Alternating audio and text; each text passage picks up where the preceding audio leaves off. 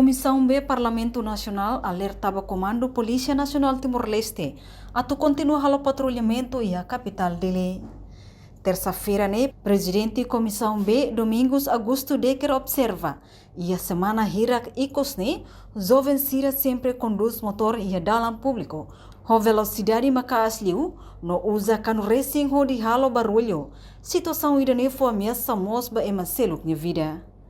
Tuirnia, jovem Sira e Delta 2, sempre halibur malu, haklala ho di viola e maseluk ne direito a tu descansa e tempo kalang.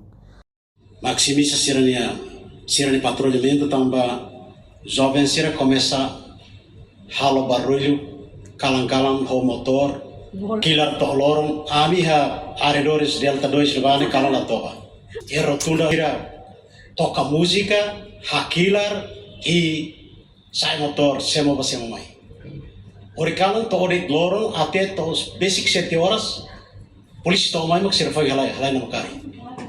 Ita hari asam jovem ini ane agora dalam hanesan asam provokativo. Leve uso ba comando PNTL atau tahu atenção ba assunto refere. E a área ai muti sira começa hana fale ona ema ho rama ambon. Leve situação ne halo comunidade sira kalan 8 horas valeten atau la osaiba sosat sesar maka precisar momos isin makili. Are dana.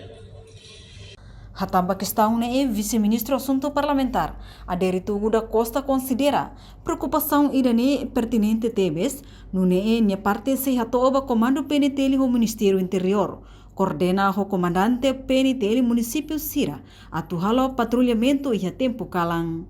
Reportagem Melda Fátima, Televisão Timor Post. Janela informação ba emohoto, atua tem informação atual dia kliu, kita haluha, haneham botão subscribe, like, halo comentário no Fahia Tutang ba media sosial hotu.